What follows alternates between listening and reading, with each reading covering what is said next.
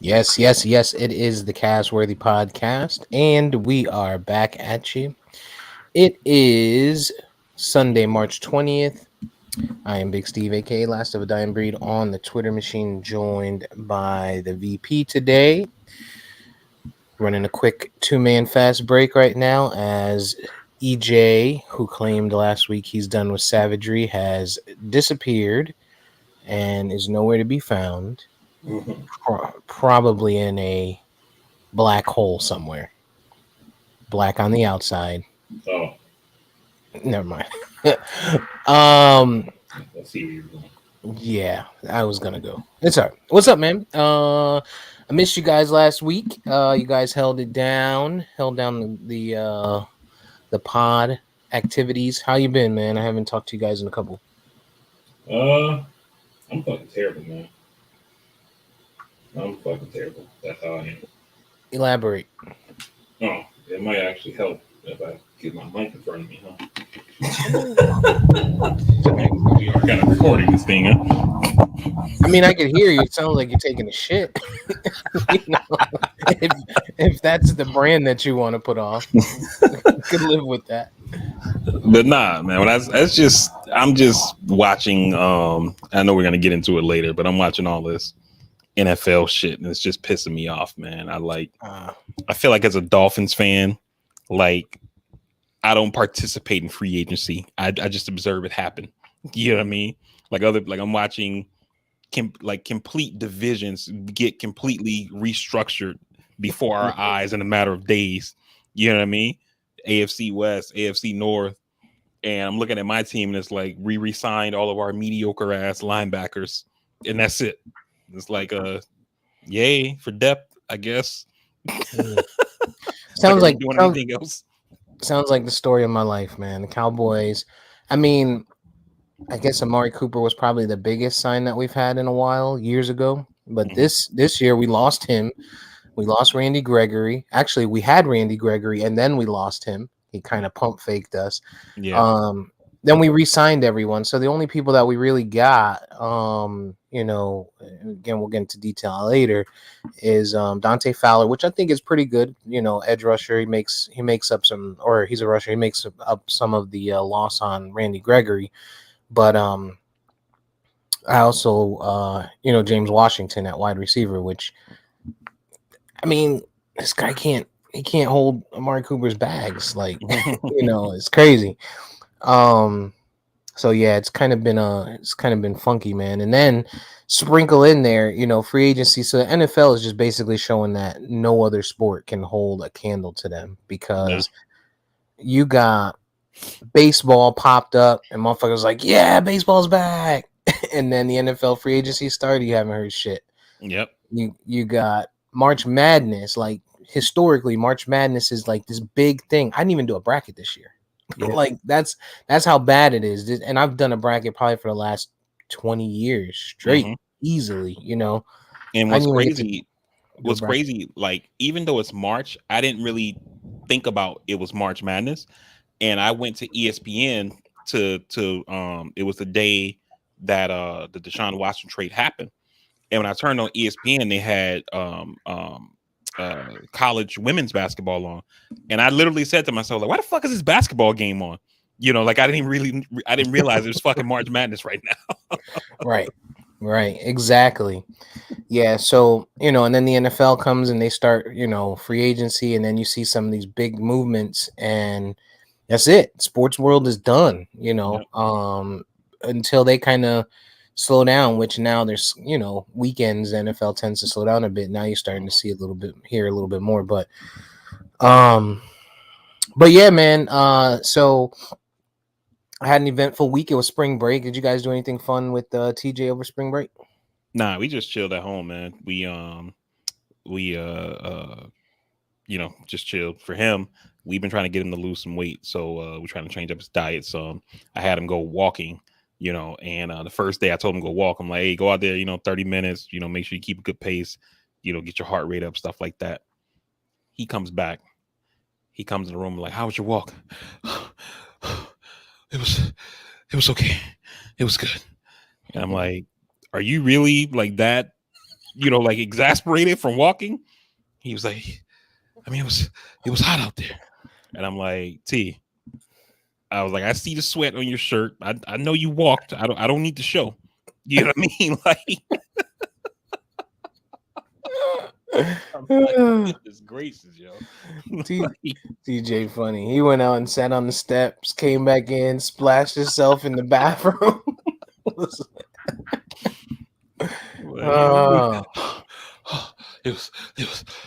was okay. I'm like, dude, like, come on now. Like, from a walk, like, dude, if that's the case, you need to be walking a lot more. Shit. Right. You don't even get winded like that when you bowl back-to-back games. Exactly. Like, yeah. Exactly. But yeah, man. So what was up with you, yo? How was your trip?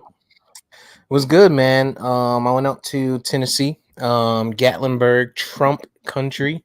I'm telling you, Tennessee is a world of its own, dog. Like, now, the one thing I could say is the air quality is great. Obviously, it's at the top of a mountain, air quality is great, great outdoors, real naturey. I'm into that naturey shit. You know what I mean? Yeah. I love that shit. Nice streams and rivers and bodies of water and stuff. Great views of the mountaintops. But I've learned that those places are completely different. Like, I thought Florida was bad, and it's not. Like, and I'm sure there's probably small towns that are like that, but like everywhere you go, it's Trump town, Trump city, and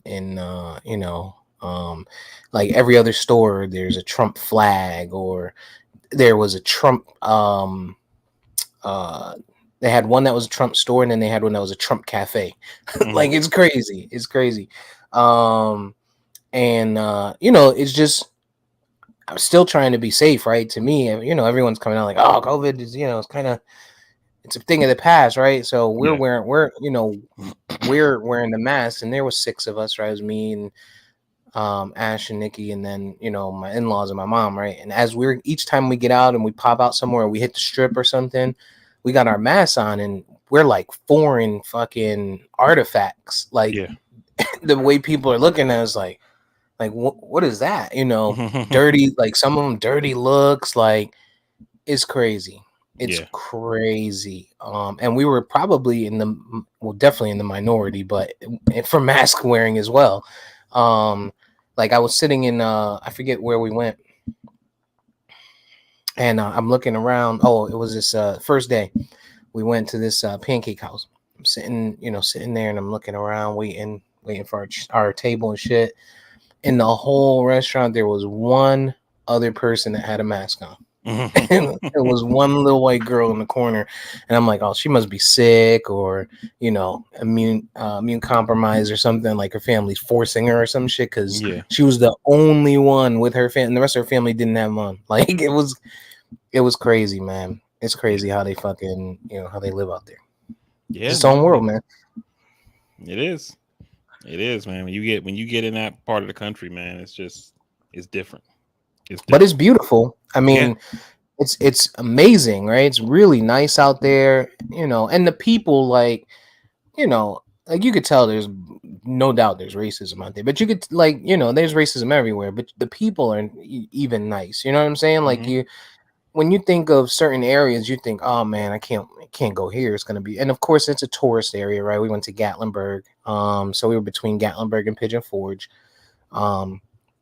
So they're used to seeing a lot of everything, so, but the people were, I didn't, there was some people that had some dirty looks and shit like that, and you could tell, but it wasn't too bad, man. It wasn't too bad. I saw a bumper sticker that you might have appreciated. It said, our troops, no, the blood of our troops are on your hands, Biden. And I was like, oh man, if Vari was here. I'm like, wait a minute. This is the first time in how long that we could say that we're not at war? Right. They're talking about those. I would assume it's talking about those 13 troops that died at the explosion during the Afghanistan pullout. I'm guessing, because I think that those are the only I guess like combat. I think those are the only combat troops that have died like since he's been in office, unless some covert shit is happening that hasn't got reported or whatever. Right. That of course only they know about in Tennessee. Well, it was in Alabama license plate. So yeah, so it's just the blood of any troops is on the president's hand, whoever the president is at the time. At the time, I mean that kind of shit is just I don't know. It's but it was beautiful nonetheless, man. It was scenic as fuck, really really nice. Lots of CBD and hemp and stuff out there. Really? Even though, like I was Googling, and apparently Tennessee has not passed, hasn't legalized it. That's why I'm like, really? Because I didn't think that they were one of the states that have gone legal. No, they haven't. But there are stores upon stores. Like as we're driving down the road, there was a store with weed plants in the window. I was like, oh, okay. Like, look at this. This is what we're doing here. So, but it was cool, man. It was a good time. We had a really good time. And we went to the aquarium out there. People are like, "Oh, this is the greatest aquarium!" Like somebody was like, "Oh, you got to go to that aquarium. It's the best one in America." Blah blah blah. And it's highly touted online as well. Mm-hmm. And then I go to the aquarium and I'm like, I have SeaWorld passes, so this is like. This is nothing, I'm sure it's an amazing aquarium for somebody that comes from, Minnesota or, Wisconsin or something like that. Right. Lots of fish, lots of sharks and shit like that, but no dolphins, no whales, of course. Right. So I was like, this is not, it was cool. It was cool for what it was. Yeah. It was pricey. And then we went to, we were going to do, snow tubing, and they ran out of snow because it was warmed up, and so it warmed up, and they use artificial, but with artificial you still got to have the climate to keep it cold. And so since it was warming up, they had a slope that was all mud. Like one slope was all mud. It was the low one, like the bunny slope that we really wanted to use for Ash, and it was all mud, so grass and mud. I was like, oh yeah, we good. So we couldn't even do that, but but it was all right, man. It was still a good week. Still a good week. That's good, man. I'm glad y'all had fun, man. Yeah, I brought two devices. I brought the Apple TV with intent of watching, at night, and the Xbox just in case, because sometimes the Apple TV can't connect because it doesn't have a browser, and that was the case. So I had to use the Xbox. So I got around to watching some of the Tube a little bit at night while I was up there. Not much because I was so freaking tired, I guess, from all the nature knocking out early. But what you been watching, man? Anything new? For me, man, I watched Hamilton this week. I've actually already seen it, but I've seen it when we were like on a vacation. So big group of people, a lot of talking, and talking about what you just heard and shit like that. So I didn't get to fully see it, so I watched it again. Really enjoyed that. That is like Lin-Manuel did his thing. Obviously how big it blew up, but actually getting to see it and appreciate it without other people around. And then I watching my regular stuff like Billions. Then I started that show that EJ recommended, that show Hightown on Stars. I actually started that yesterday. I watched episode 1. I gotta watch it again though, because I started it like around 11 and I started dozing off. So when I woke up, I would back up to like the last part I seen, and I kept dozing off on it. So I was like, I'm gonna just have to rewatch this shit like during normal hours or whatever. But it was straight. The little bit of parts I seen, I see why he started watching that show though. And it's not because all the gratuitous lesbianism in it or whatever. Oh, I thought that's where you were gonna go. No, because like when I watch stuff on my Stars and my Showtime is through my Amazon subscription, right? And so when I watch it on my tablet, if I pause it, it brings up the like whatever actors that are on screen, it brings up their name and you can click on them and you can see like what they've been in like previously. Because I like to do that when I watch stuff to see like, have I seen this person before? Yep. And so, like, anytime any of the main people come on the screen, I'll pause it, click on their little link, and then see what they've been in. And there's like 4 people from that show that are from all those shows that you and EJ watch: Chicago Fire, Blue Bloods, and all this shit like that. And I'm like, this is probably why he started watching this shit. one of which is the main character. The Spanish girl. She's the main character there, but she's also in Chicago Fire. At least she was one of the bigger names in that show until she was no longer on it. Yep.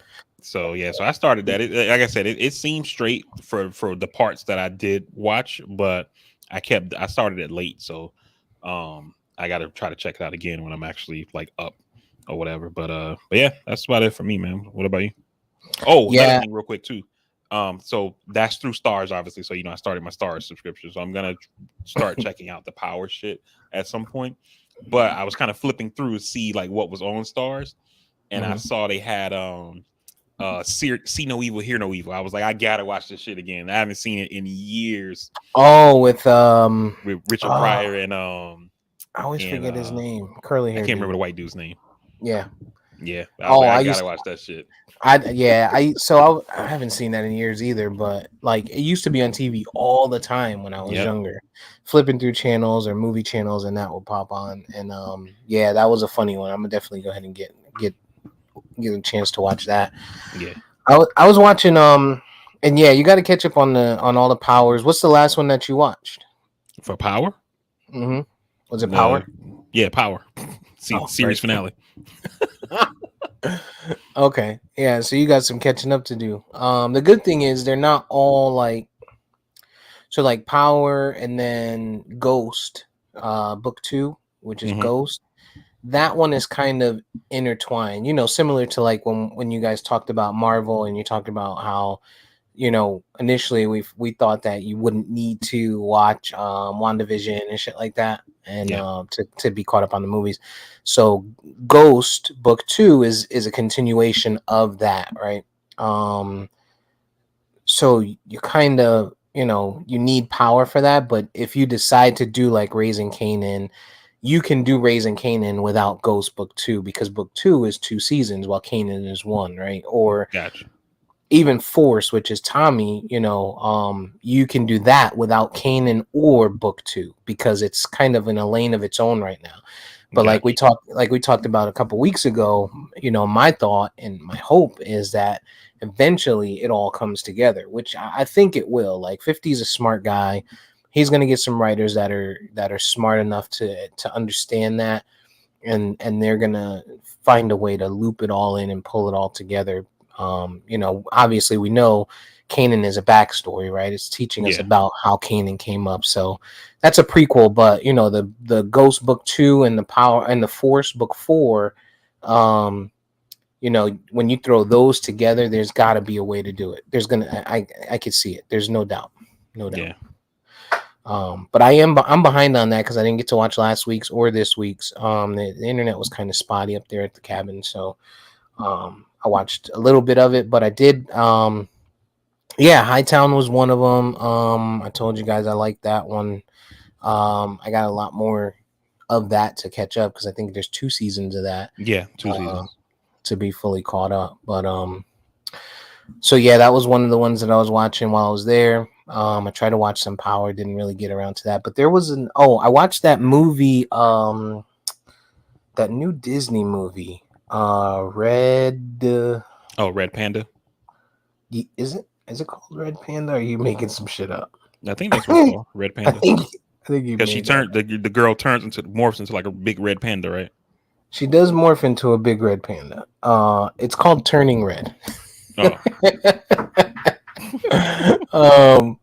it was a pretty good pretty good film. I think it'll do well for kids as well, but it was one of those, like always, like all these new ones, they're doing really well with incorporating, stuff for adults to keep you, because they know that we have to watch the shit. Is it a movie or a musical? No, it's a movie. Okay. Yeah. It was pretty good though. It's pretty good. You got to watch it. I think I think Aaron will appreciate it for sure because I know Aaron's into a lot of the Disney stuff. Yeah. But I think you guys will like that. And there was another show that I was watching while I was up there. Let me pull up my Netflix. You know what I planned to do was I planned to watch Upload. Oh, I did. I watched that. I forgot to mention that. I watched But I the whole didn't. thing. I didn't get to watch Upload because I didn't have anything that was. I can't find the other one. Can't find the other show I was watching. But I didn't have Prime. Prime is not on the Xbox and it's not on the Apple TV, so I couldn't watch it. But I'm gonna get to that. I'm gonna get right to that. Did you finish the second season? Yeah, I finished it. It was only 7 episodes. The first season was 10 episodes, but the second season was only 7. I'm guessing because of COVID. But yeah. So I finished it. It was pretty good. They kind of they've expanded on some of the stuff that happened in the first season. Obviously, still trying to like go behind like the whole thing with him getting killed or whatever. So they're still going down that bag, but they still got the comedy and stuff like that in there. And one of the things that I did like too is you know that the fucking the doorman guy, the one who like they all look like the one dude. He's like the elevator operator, the doorman. They actually expanded that character a little bit, so he gets a little bit more screen time. That dude is pretty funny. So they have one scene where the chick is talking to him, and you know, like he's kind of stupid, you know, and like he's not understanding what she's saying. And then she's like, I need to talk to a manager. And he's like, okay. And he does that like shake thing. And then he pops out of himself. And it's just another version of him that's just like dressed in a tuxedo. And he like has like he has like one of them like old English accents. He's like, how may I be of assistance to you, ma'am? You know? And then she's looking like, the fuck? Sounds like a call center.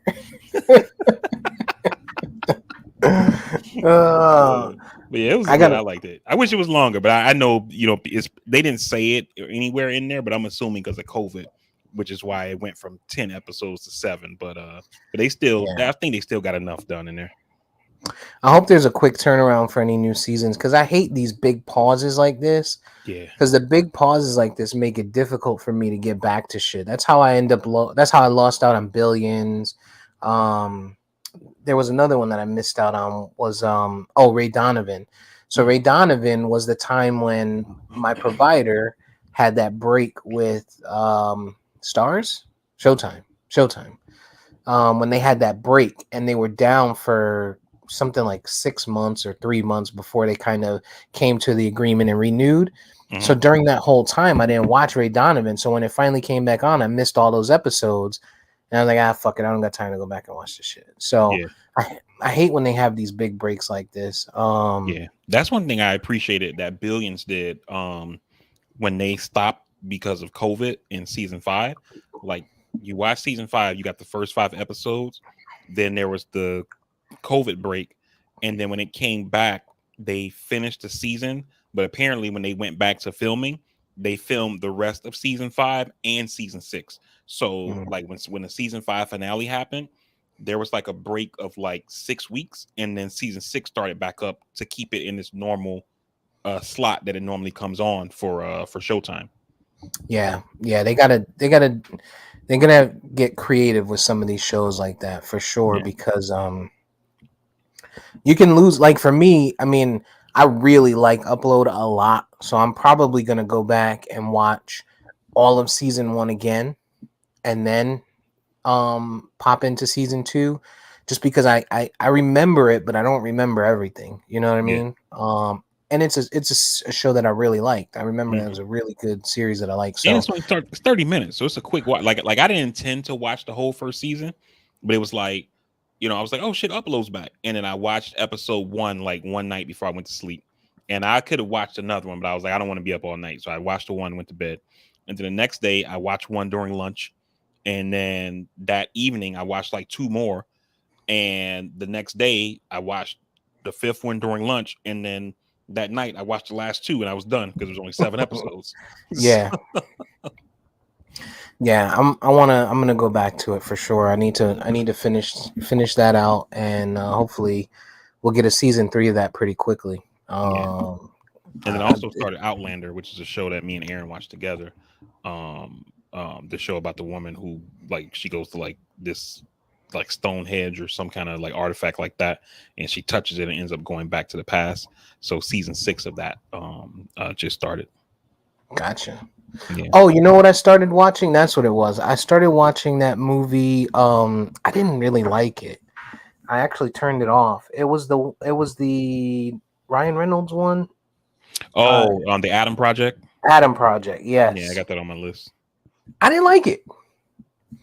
I think Ryan Reynolds has typecast himself, where he's basically just Ryan Reynolds in every movie. Yeah. I mean, I like him, in some of his, a lot of his roles. I like him, but like you said, he's the same guy just about in every. He's almost like, I won't say that. But yeah, he's about the same person just about in every thing now. Ever since like, what was the one where he was on the college campus and he had the Van Wilder. Van Wilder. Since then, he's kind of been. It's a little bit watered down version of that in every movie or show where he's a little more serious. But I didn't really like it. It was, and maybe I'll watch it again. Again, the internet was spotty, so it was kind of popping in and out. But it just wasn't doing it for me. Yeah, I feel like he needs a strong co-star in all his films, and in this one he has the Hulk guy, the guy who plays Hulk. Garofalo, something. Yeah, Mark Ruffalo, like that. Yep. And but that guy to me also isn't like a guy that I'm like, oh, if I see him, I'm like, oh, I gotta see that. You know what I'm saying? Right. So, it made it tough, man. It was a tough watch. I'll go back to it and try it again because it's getting some really good reviews, but to me it was kind of It was just meh. I mean, that's the thing about art, man. Like whether you're talking about movies, music, art, art itself, it's all subjective. You know what I mean? There's shit that you like that I don't like, the shit I like you don't like, But yeah, but sometimes there's just stuff that's just terrible all around, like a Justice League movie or something like that. WJ. Yeah, Justice League was great. I still didn't get to see the Batman. That's on the watch list. Yeah, just haven't had a chance to, man. I could definitely use a popcorn fix. So, when you watch it, I would say make sure you got the time because that shit is 3 hours. Damn, I don't like 3-hour movies, yo. Yeah, and it feels like a 3. Like it's not one of those movies where like you watch it like maybe like you ever been to one of those movies where you get there at 4:00 and then you get out and it's getting dark? You're like, how long was that fucking movie? Because it just kind of kept you in it. You know what I mean? Yeah. That shit feels like 3 hours. Like that was going to be my next question. So I'm glad you addressed that. So I probably need to set aside 5 hours because I'll watch it though. I'll make time to check it out. I liked it. I'm not a big DC fan of their movie. I thought it was good overall, but like they definitely missed the mark on the stopping point. They just forced it. So if it ended at 3 hours, imagine, because they cut shit out. So imagine how long it probably was before. They probably had like 4. They probably were. Yeah, they could have probably broke it into two different movies. They're like, here's the 7-hour Snyder cut. Right. Right. Exactly. That's DC for you. Let's try to keep our best stuff in there. And they landed on 3 hours of shit. Fucking crazy. So what else is going on, man? I see that gas prices is coming down a little bit. I noticed that when I left, it was $4.25, $4.32 averaging here in Florida. And it was a little bit cheaper up that way as we drove through. We drove through Georgia. We drove through South Carolina, North Carolina, and ended in Tennessee. And it was cheaper in all of those states than it was here, but it was still, still high. To the point where we were pointing out, oh look, $3.99. You know what I'm saying? And then on the way back, same thing. Oh look, $3.86, $3.81. And then as we got in here, it's looking like about $4.09, about a 20-25 cent drop 22-cent drop since before we left. So that's a good thing. Yeah.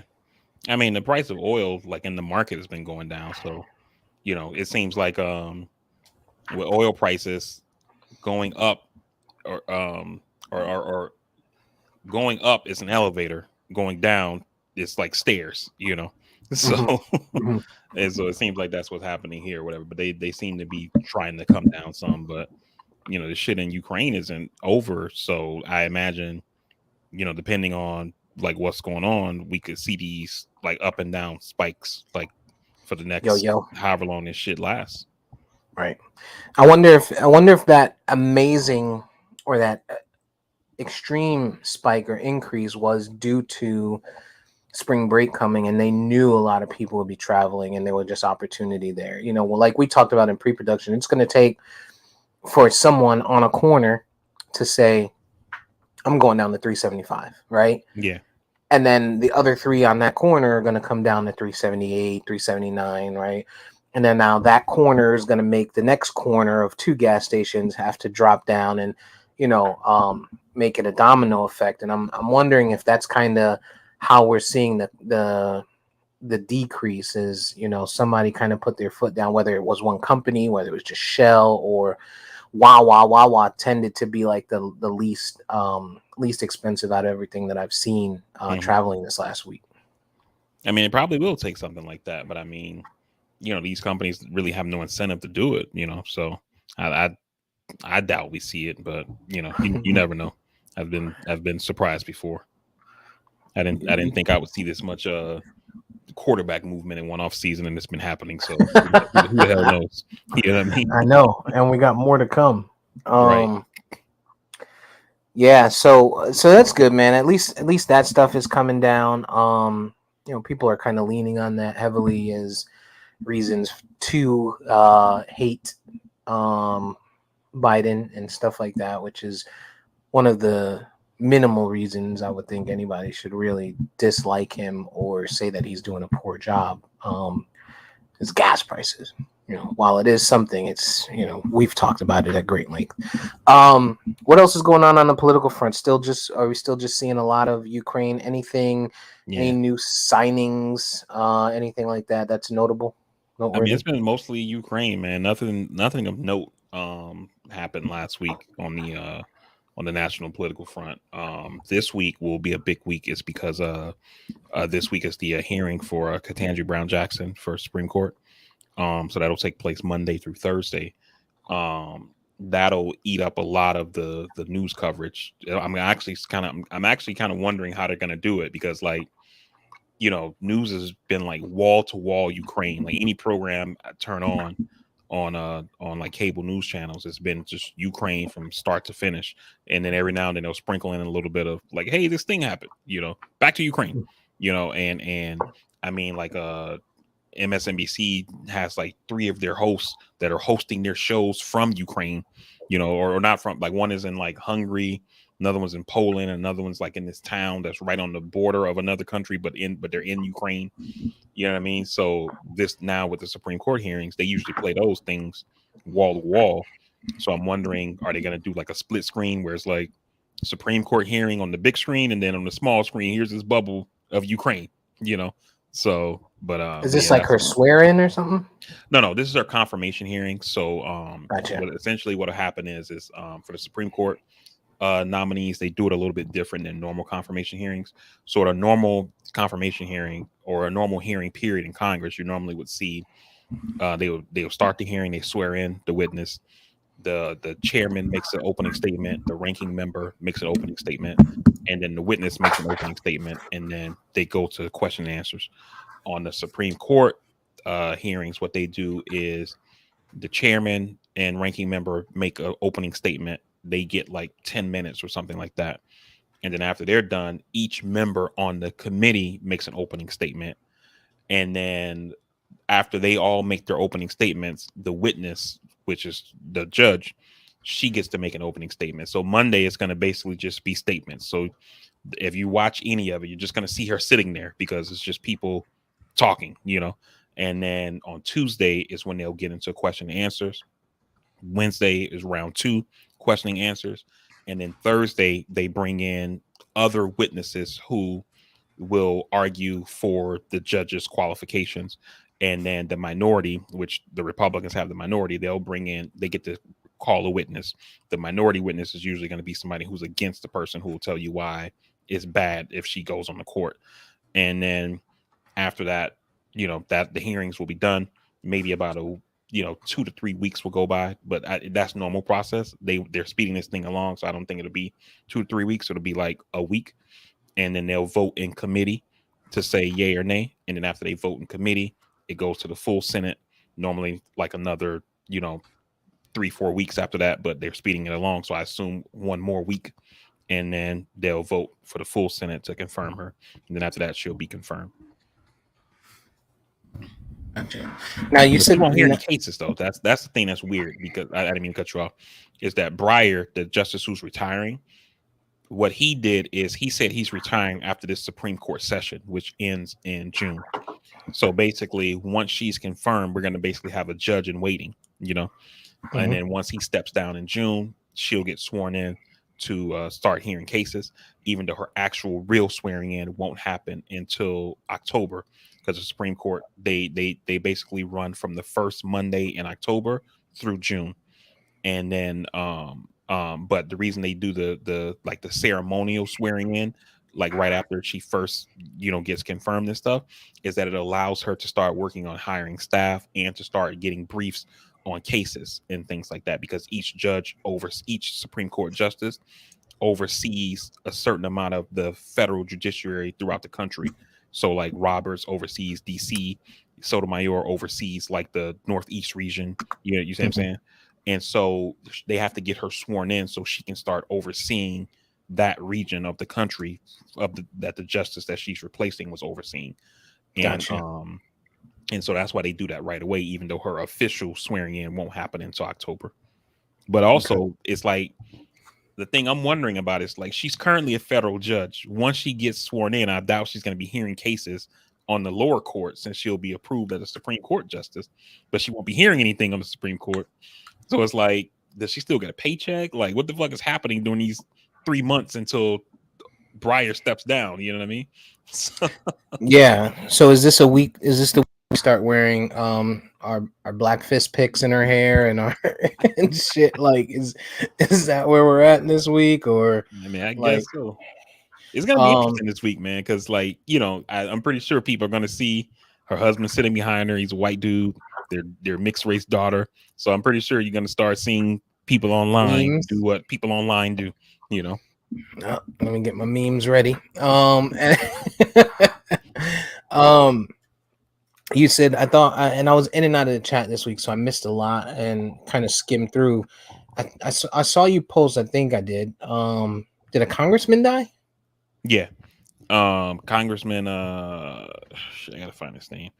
He died. I think it was just like an old age, because he was the guy. He was the dean of the House, and the person who they call the dean of the House is the person who's been serving there the longest. And he was there for like almost 50 years. Which is just another reason why we need fucking term limits on these people. Yeah. He's been in Congress longer than I've been alive. Yeah, Congressman Don Young. He died. He served for nearly half a century. Damn. What does that mean? Like almost. I know what him dying means. And I also know what a century means. Oh, okay. What is that? What does that mean? Him dying? Like, how does that affect? It doesn't. Like nothing. He was the congressman from Alaska, so I'm assuming that he was a Republican. But typically what happens is, when a member of Congress dies, like unlike in the Senate, when a senator dies, the governor from that state appoints a new senator. There are some states that have changed that to not allow the governor to appoint, like Massachusetts, for example. But in most states, the governor appoints. When a congressman dies, what happens in that state is that the governor sets a special election for the people in that congressperson's district to elect a new congressperson. But when you get in election years, it gets kind of tricky, because they usually it's up to the governor to set the date, like whenever they want. And so sometimes you can have a case where the governor might say, well, we're in an election year right now, so I'm going to just leave the seat empty and then the people will vote in November for who their new congressperson will be. Some people don't like that because they say, well, the people in this district have no representation in Congress for the next, 9 months or however long, Right. And then also, you have they set a special election.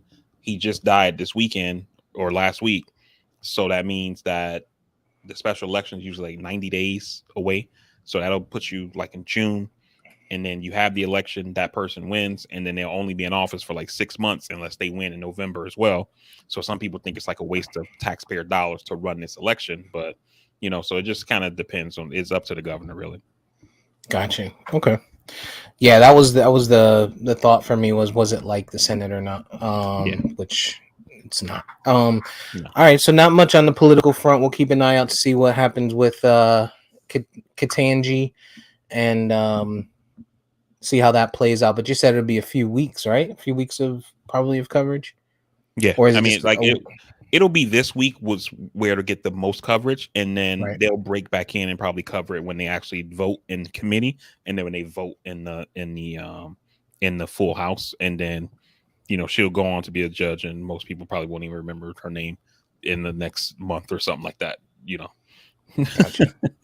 Unless you're like a person who's like plugged into that kind of stuff. Trump came out this week and said it is 100%. Without a shadow of a doubt that he will not have Mike Pence as on his ticket when he attempts to run in 2024. Mm-hmm. Which makes way for DeSantis. I'm thinking. Do you think that's plausible or no? I mean, I think it's plausible, but I don't think it's likely. The DeSantis is basically a smarter version of Trump.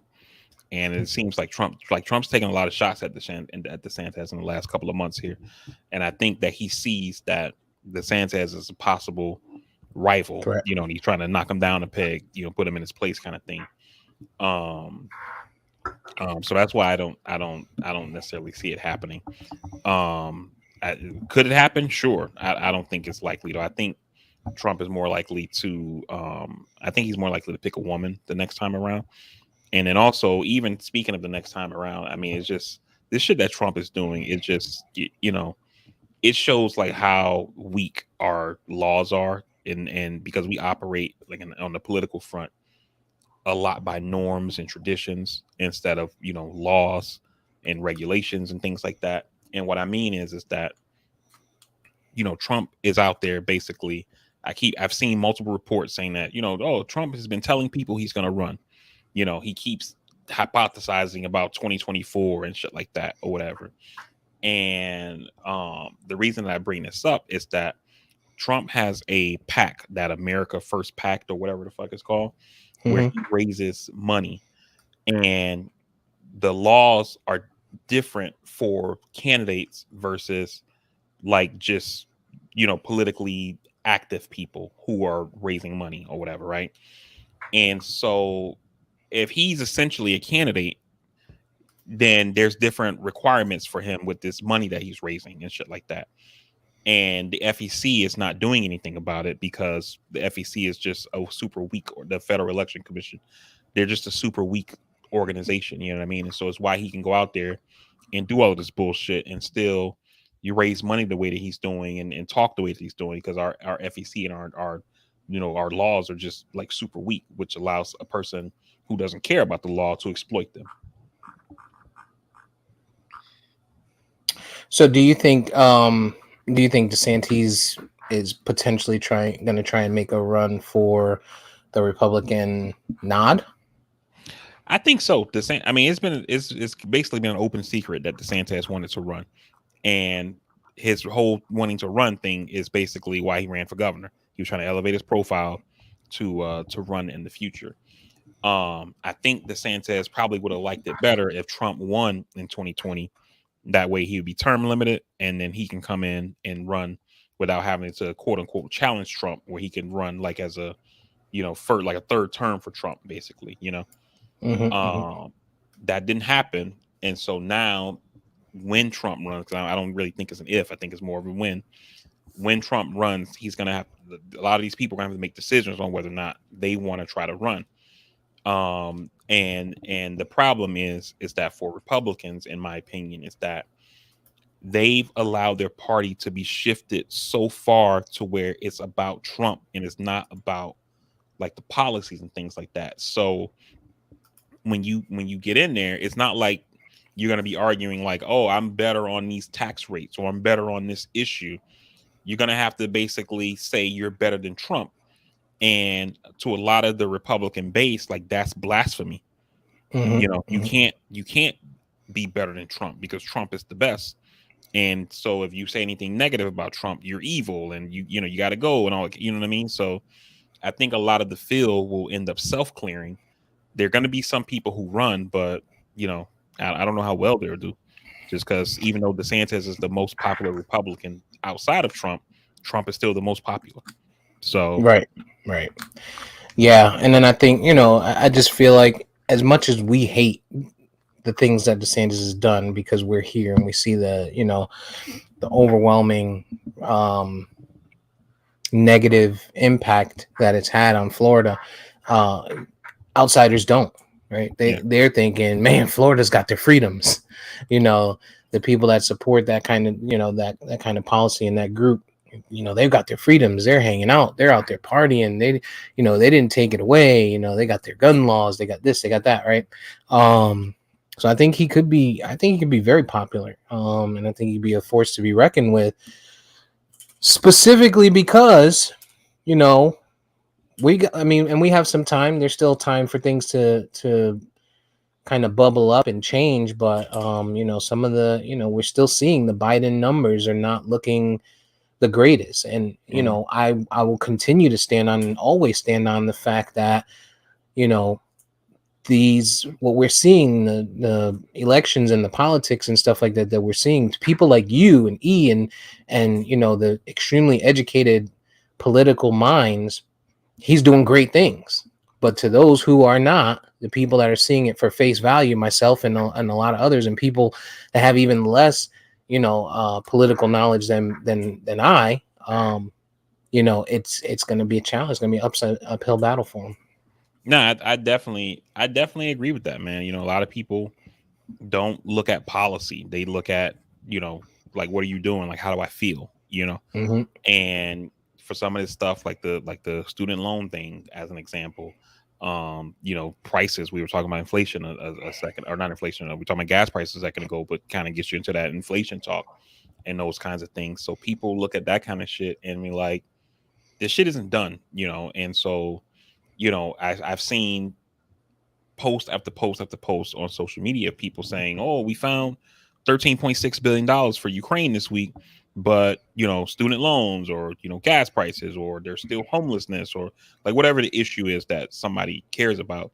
They're saying, "Okay, we found $13.6 billion for Ukraine, but we couldn't have money for X here," you know, and that's gonna continue to hurt him unless they do something big to take that talking point away.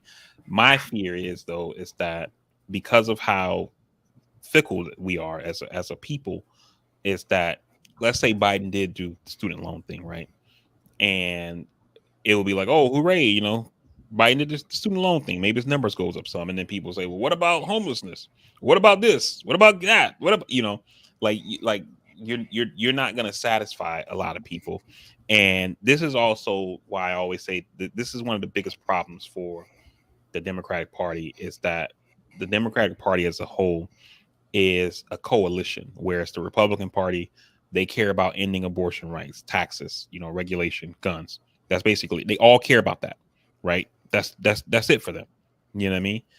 And whereas the Democratic Party is a coalition of people who, some people care about voting rights, some people care about environmental issues, some people care about gay rights issues, some people care about guns, but on the other spectrum of Republicans, of saying we need to get rid of all these guns, and, you know, people, it's police reform, and, you know, minority rights and that kind of thing like that. You know what I mean? And these people create this hodgepodge, this kind of stew of a voting block.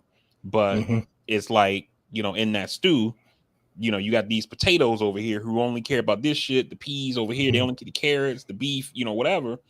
And, you know, you can say, okay, Biden did this policy thing on X, and then the environmental people are like, well, yeah, what about the environment? Like, what the fuck's he doing over there? You know, what the fuck?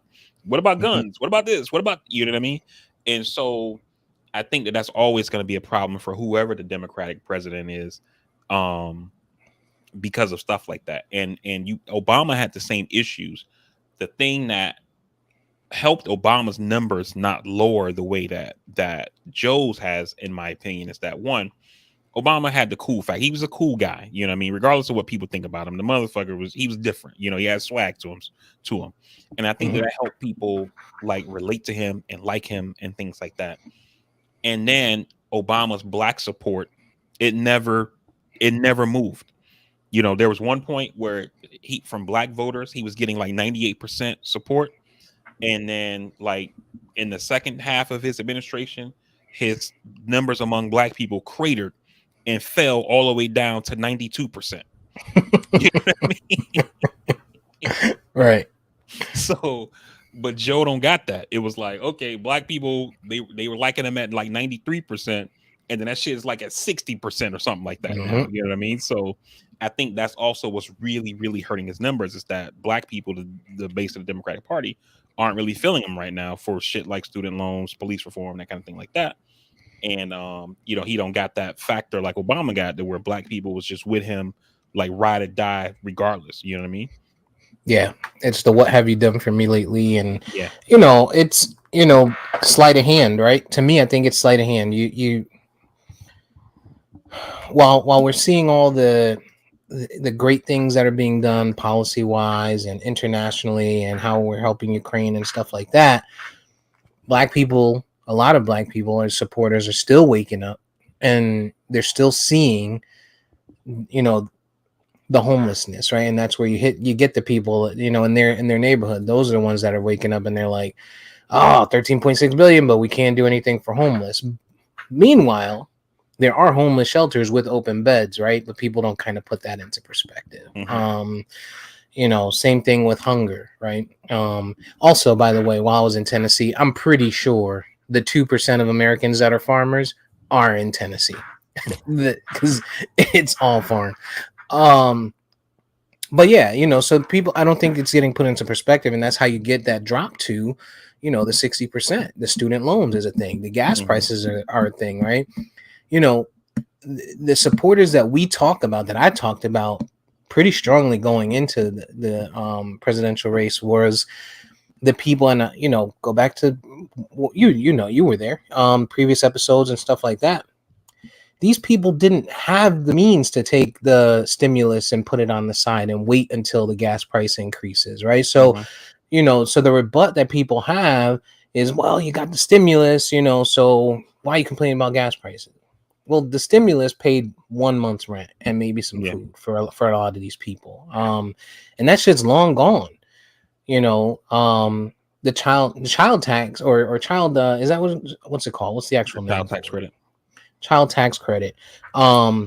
Amazing, right? But a lot of people are putting that towards something else, right? So they're still seeing the high gas prices.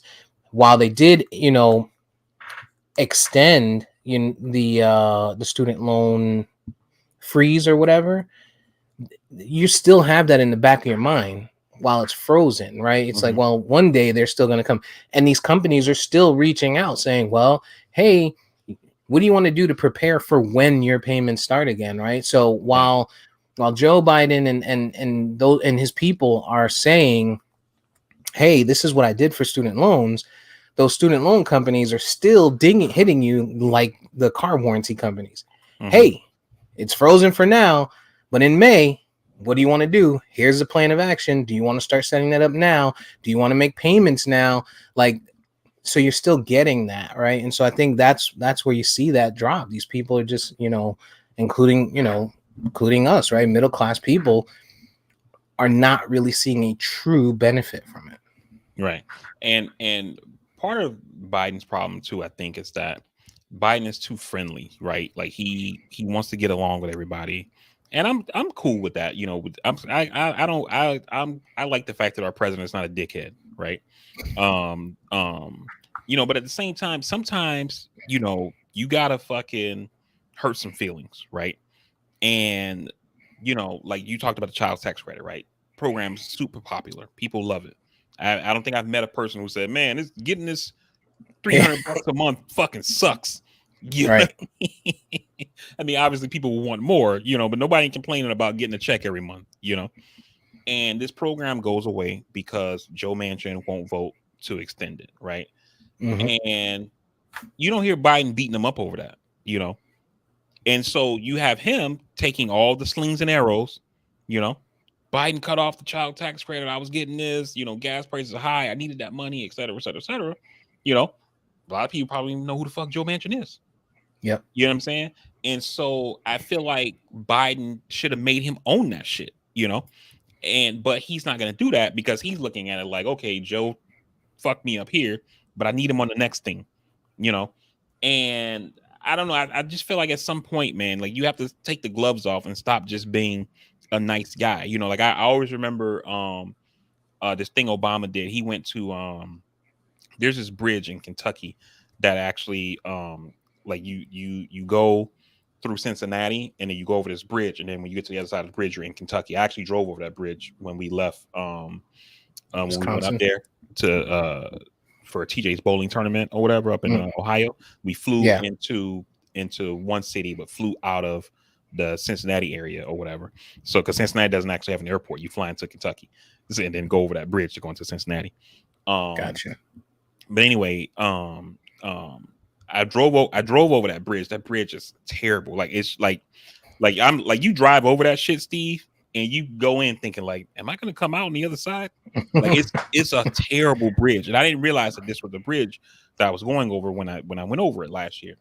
But back in like 2014 or something like that, Obama went to an area and did a campaign event there when he was trying to pass his infrastructure bill.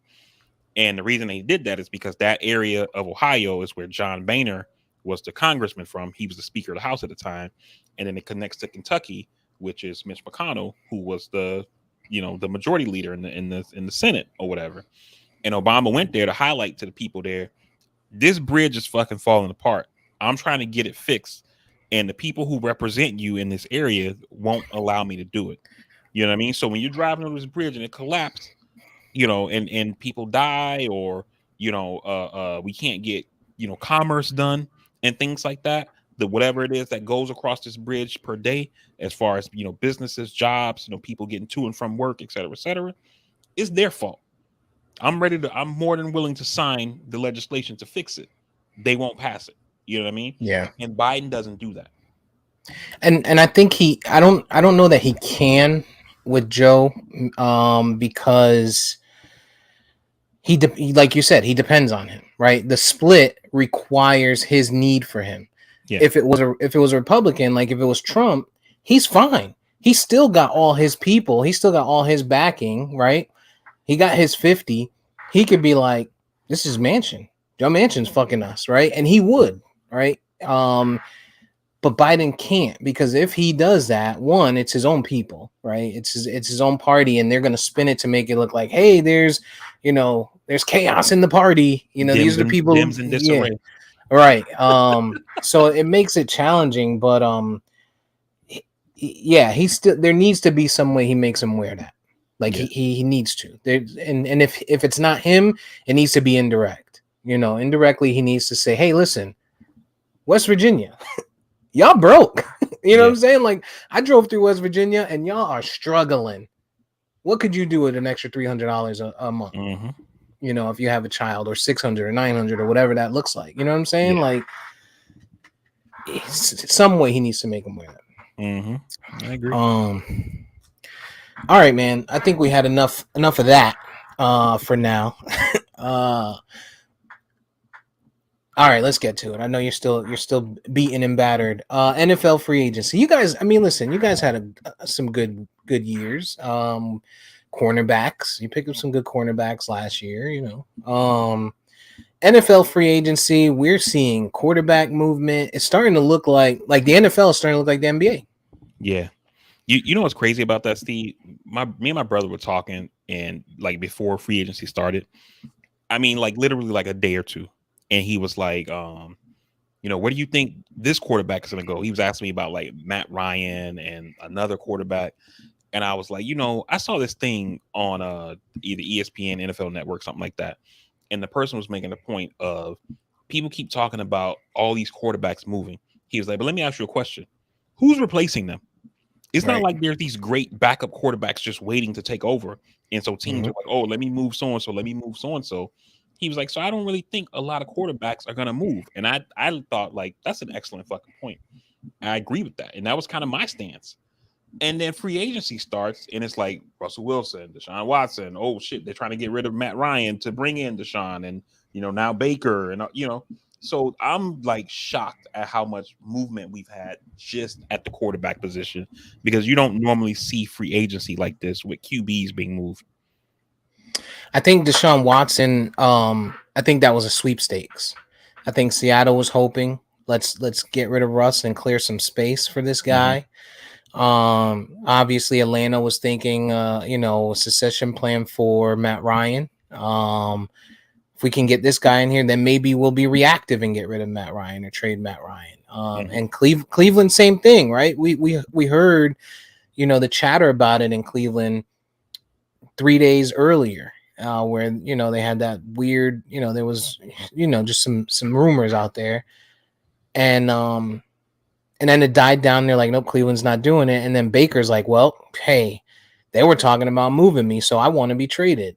Right. And then Cleveland's like, all right, well, we're not going to get rid of you. And then the next day they're like, but we're going to bring this motherfucker in. So you're going to be a backup, right? And I think they're going to trade him. I do, because there's places for him. There's a need for him. There's definitely going to be a need for him in New Orleans, which I think New Orleans is going to be a tough spot, because who did they hire a coach yet? Yeah, they hired shit. I gotta get his name. Hang on a second. Okay. Because I think that's gonna be a big, big decision for them, because I think they still have the Michael Thomas issue they got going on there. Right. Dennis and Allen maybe is the coach. Dennis Allen, okay. They still got Raiders. He was a Raiders head coach from 2012 to 2014. Oh, ball guy or low buzz cut guy? I think I know who. Yeah, okay. So New Orleans needs a quarterback. The Panthers need a quarterback. So there's teams out there. I mean, quite frankly, the Falcons need a quarterback, right? They're going to have Matt Ryan, but I think we're getting to that point now where teams are, quarterbacks are starting to age out. And you're at that bridge to where you either bring somebody young in, and the draft is kind of dry quarterback wise this year. So I think that's why we're seeing this movement. Russell Wilson, we kind of knew he wasn't going to be in Seattle much longer, but I think Seattle's going to have to give the farm up to get Baker Mayfield. Otherwise, they're going to go into a build mode, because they're not going to have shit. I don't agree with that for Baker, and the reason why, I think it depends on if they want Baker, right? Because I feel like with the Baker situation, Cleveland is kind of in the same situation as they are as the Cowboys were with Amari, right? Cowboys basically I know they didn't put it out there, but somebody got a scoop and said Cowboys are looking to release Amari. So now teams can come in and say, yeah, I mean, we'll give you a 5th round pick, or that's what it was for Amari, right? 5th and 6th, yeah. Yeah. So, we'll give you a 5th and a 6th, and we're looking at it like a 5th for Amari. What the fuck? But if the options were a 5th or release him, you're going to take the 5th. You know what I mean? And I feel like Cleveland's kind of in that situation. They have to trade Baker. He can't be on the same roster with Watson. You know what I mean? And so at this point, it's, I'm pretty sure whatever package is going to include a 1st round pick for Baker, right? But does somebody come strong and say, we'll give you 2 firsts? Or does somebody say, yeah, I mean, we'll give you a 1st and a 4th?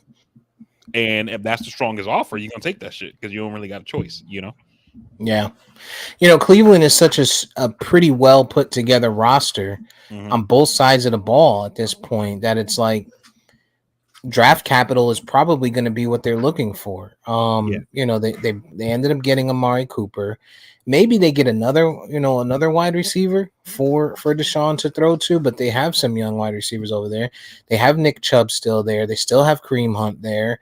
You know, on the defensive side of the ball, they're solid. They've been solid. Maybe they bring a cornerback in, another cornerback, because I forget his name, the one that came from Pittsburgh. He's aging out. He's starting to get old, but I'm just thinking, like, from a Seattle standpoint, right? And maybe they're just going to go into a full rebuild but then you're going to waste, are they going to roll with Drew Lock? Like, which is who they got back from Denver. Yeah, Drew Lock. You know, he's young, I guess. He showed some flashes the last year with Denver. Mm-hmm. He's gonna have a DK and a Lockett. I don't know, man. The Panthers, they were talking about moving McCaffrey in a deal. I don't know that actually didn't take place yet. But you know, what are they gonna do, right? They extended DJ Moore and brought him back, but you don't have anyone to throw him the ball, right? New Orleans similarly. So I guess the Jameis Winston experiment, where did he get? Not yet. He hasn't gotten scooped up, right? So nope. I think there's going to be a market for him, you know, because these teams are going to be basically sitting there without and just not having them. Right. And then you have teams like the Giants who are sitting on a Daniel Jones, and you just don't know what this guy can bring for you in the future. Is he going to be trash? Yeah. So, and you know, and thinking about what Cleveland could get for Baker, you know, that's just like my thought, thinking like, okay, you got to trade him. Like, you're going to be desperate. So teams are going to give you, you know, whatever to get this dude, right? But then I also got to think about, I saw a tweet from Tom Pelissero, and Cleveland has been pretty aggressive with, you know, what their GM's doing with contracts. So, I mean, they might be able to, you know, get somebody to bet the farm for Baker, because like he tweeted out earlier this morning that the Browns restructured Amari's $20 million contract, and so they turned most of his $20 million 2022 compensation into a signing bonus. So it's going to be $5 million base, $15 million signing bonus. So we're only going to count $5 million towards the cap, and then for Deshaun Watson, it said his money will only count $10 million towards the cap, basically. So even though he's going to make $46 million in 2022, only $10 million of it accounts towards the cap. So if he gets suspended, he's not going to lose that much pay because he only has that $10 million base.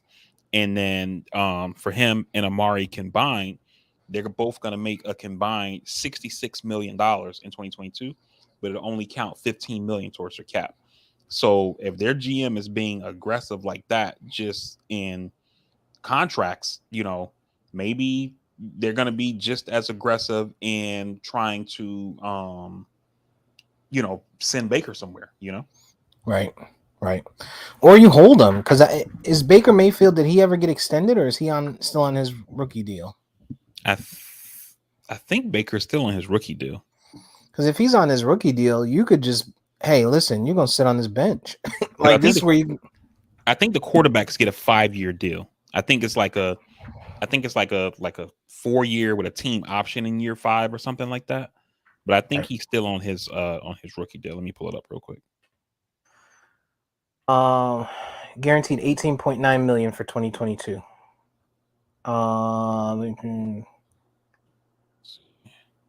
Yeah. I'm going to Sports Track real quick to pull up his contract. Yeah, I got it. Yeah, he's on his rookie deal. All right, so I mean, the last year of his rookie deal, but next so year he's not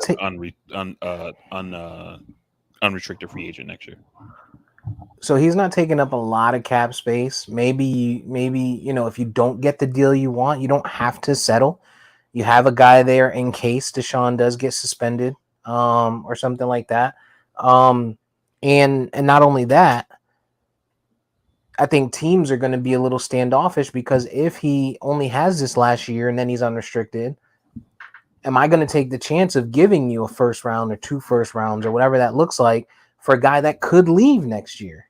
Yeah. So it makes it challenging for that Baker Mayfield deal, unless you find someone that he's willing to commit to and say, yeah, I'll sign a deal with them. Right. That's exactly what I was thinking. Where it's like a basic, to use an NBA term, like a signing trade.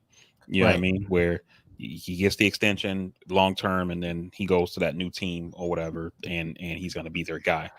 But yeah, that could complicate it, being that he's in the last year of his contract. But I think they got to move him, even if Deshaun gets suspended. At the end of the day, you got a guy who's only been in the league 4 years. You know what I mean? And he's in the prime of his career.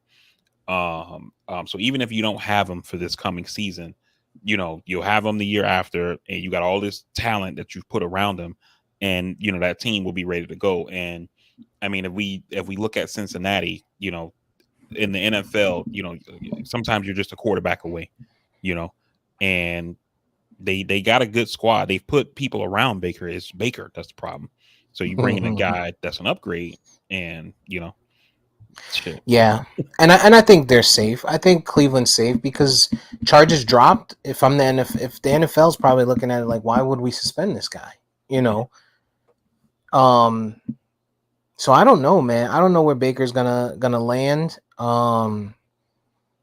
It's gonna be interesting to see who decides to make that move for him.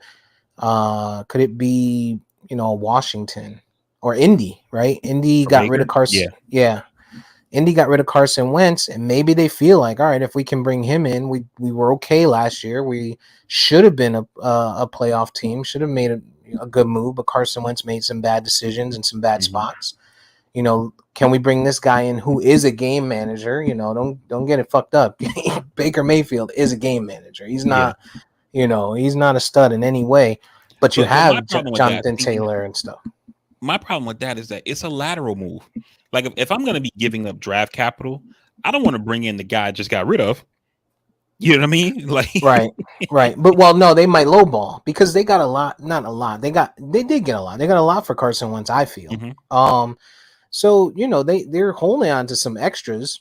Maybe they lowball them and say, hey, listen, we'll take them, or we'll send you something light over in a deal, whatever that looks like. But because otherwise, who are they gonna run with? Yeah. Then you're wasting Jonathan Taylor, a guy who just had damn near 2,000-yard season. You're wasting wide receiver Michael Pittman. You're wasting Pittman away. If you don't have a quarterback. Yeah. The Colts are in a good spot. They got a good defense. They got a good O-line. Like, who else is out there? Who's better for them to go get? I don't think that this guy is necessarily better, like overall, but I think he might be somewhat of an upgrade. And you got Jimmy G that's out there. True. But I think Jimmy G ends up back in San Francisco again. Yeah, I think they're going to give one more year for Trey Lance. Trey Lance didn't look good last year at all. Mm-hmm. And Trey Lance, his coach said he's not NFL ready. So San Fran brought him in, and I think they knew what they were getting, and they knew they were going to have to keep Jimmy G around for a bit, and that's fine. Trey Lance is young. He's going to get better. Maybe you give him a full, this full off season. He gets to sit with Jimmy G. You see what he looks like in preseason, and if you don't like it, then you roll with Jimmy G. But you always have that ace in hole should Jimmy G get hurt. And you have a plan for the following year and years to come.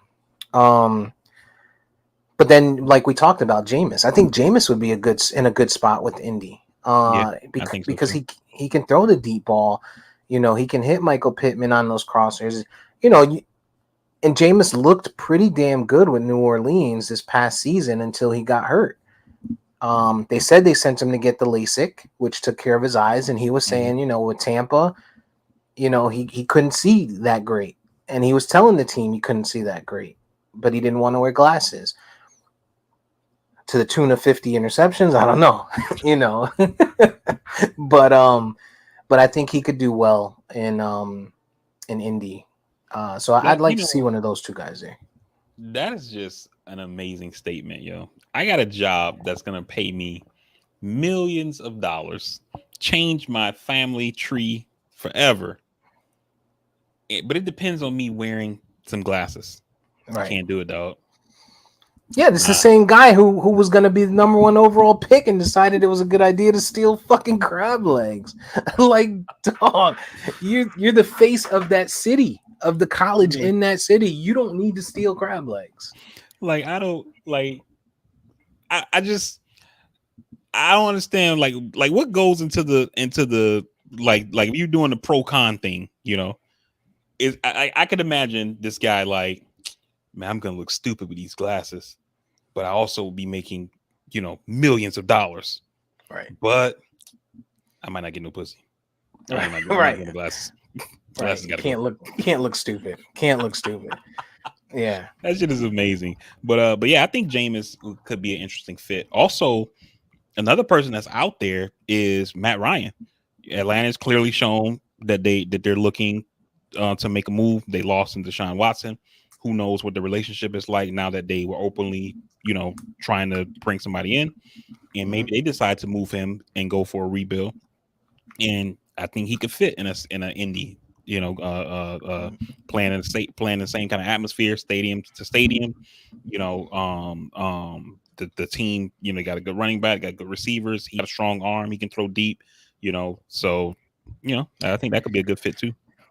And he knows how to, you know, he knows how to hit the running back. So that would make Jonathan Taylor and Nyheim Hines some really good weapons in fantasy next year.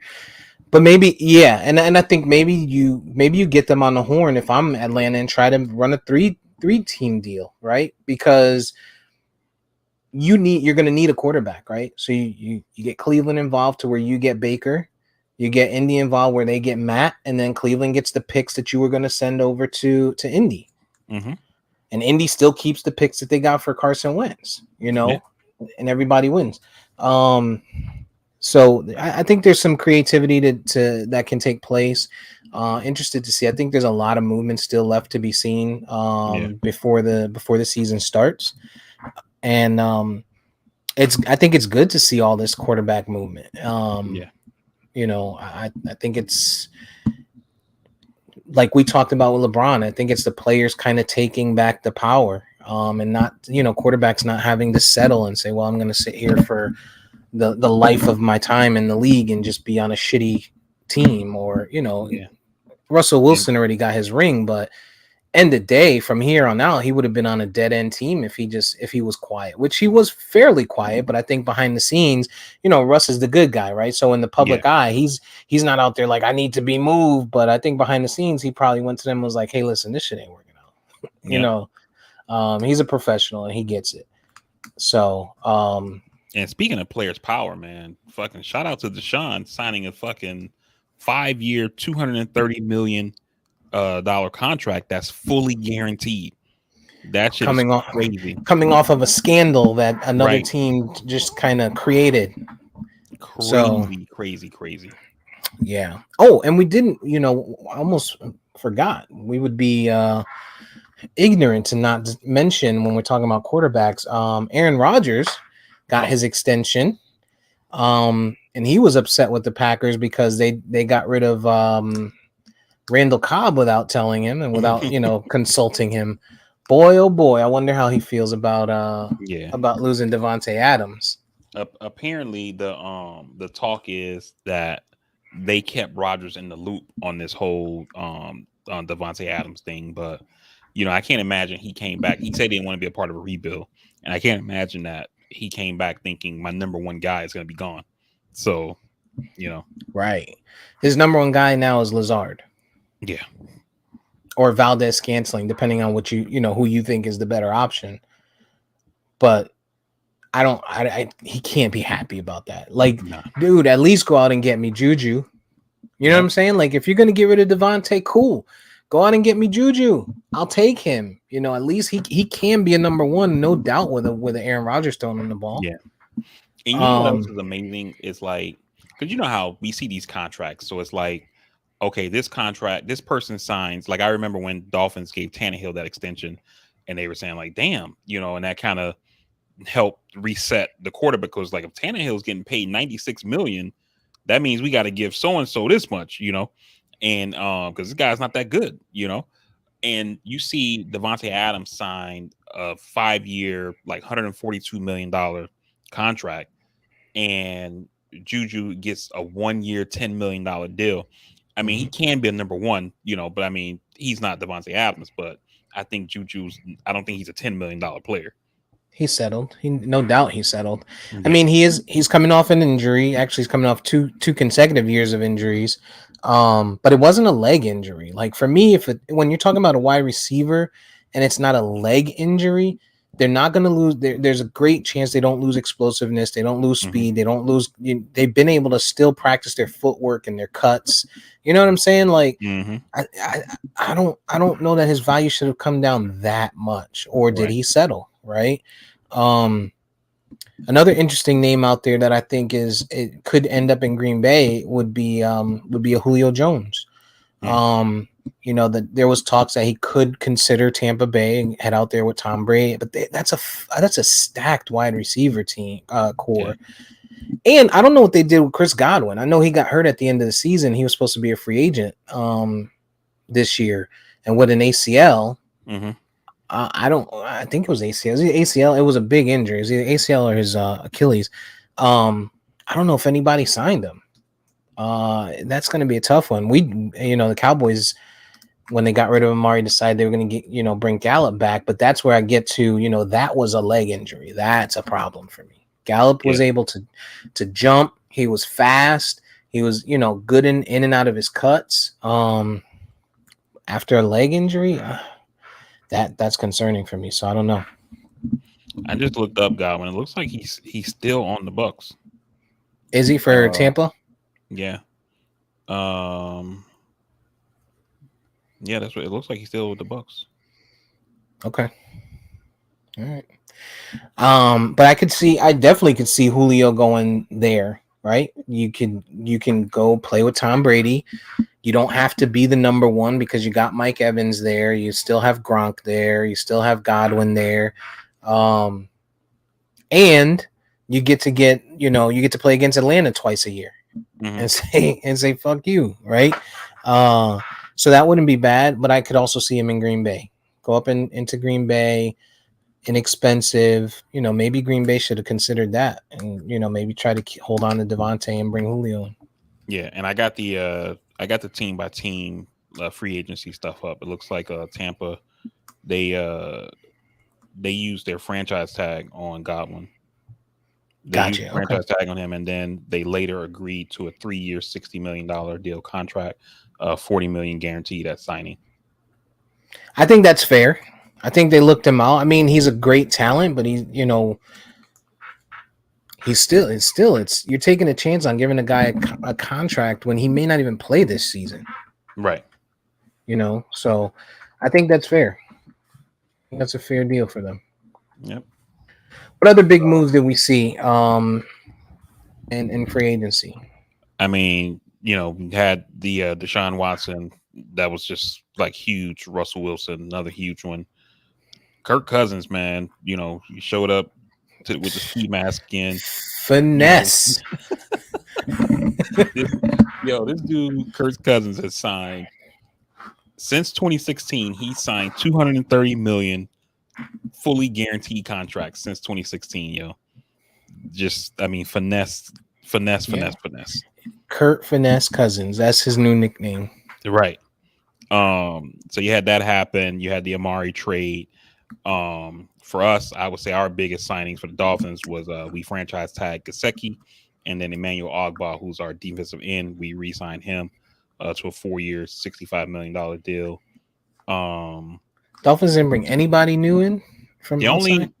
I mean, we brought new people in from the outside, but like we haven't done things that have like really just changed the team, like like a Russell Wilson or Deshaun Watson, bringing in an Amari, kind of no level like that. Like we brought in Chase Edmonds at a running back, brought in Raheem Mostert. They also brought in a couple of fullbacks, but that's because Mike McDaniel runs that zone running scheme, so they brought a fullback in. And then we just re-signed a lot of our own guys. We got a Cedric Wilson from the Cowboys, and then we also picked up an offensive lineman from you guys too, Connor Williams. That's not a bad pickup. He just can't. He gets a lot of false starts and a lot of holds. Other than that, we just re-signed a lot of our own guys. Okay. What about there was someone I was about to ask about, and I just lost my whole chain of thought. I lost it. All right. Shit. I don't remember, man. I lost it. All right. So you guys didn't do anything too huge in the off season. Cowboys similarly. We signed our same people. We brought in Dante Fowler. We talked about that, and James Washington. I think those are the only two people that the Cowboys brought in. Do you see anything different? For the Cowboys, let me go down to them 1 second. You guys re-signed Gallup. James Washington, you agreed to a 1-year deal. Dalton Schultz, the tight end, DeMarcus Lawrence, Dante Fowler, Leighton Vander Esch, Malik Hooker. Malik. Oh, Malik. You're so white. Sound like Remy. Yeah, that Malik. And then you guys also re-signed Jake McQuaid. Okay, that's basically it for you guys. Yeah, so you didn't do shit. All right. Yeah. You got some teams on here who didn't do much, man. Like the shows like the Ravens only made like 3 moves. Minnesota only made 4 moves. So some teams weren't very active, but you got other teams like I'm seeing Detroit. They signed DJ Shark. He was one of my wide receivers that I hope that we got if we couldn't get Amari. Juju went to KC. He was another wide receiver. I wanted the Dolphins. Rich get richer. I want the Dolphins to target. And then there's still some big names out there. Like we still don't know what's happening with Bobby Wagner. The Bills picked up Von Miller. Huge contract for Von Miller.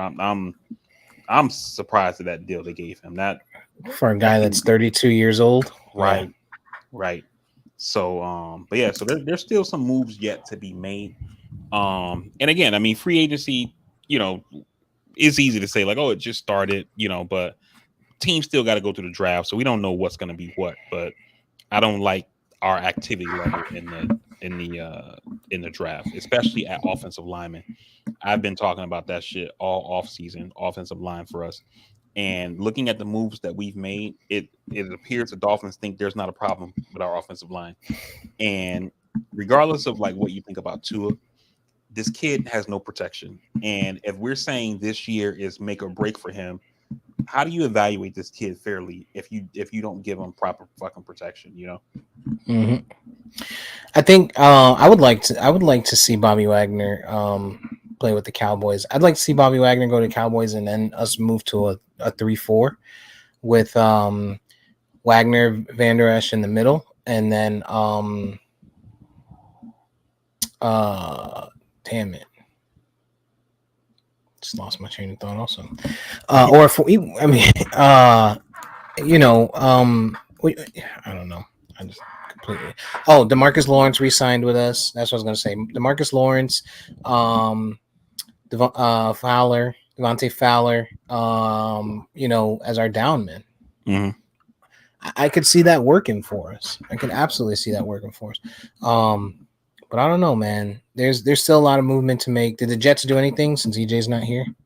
For the Jets, I mean, 1 second. I gotta flip it back to the top, and then I'll go to the AFC East.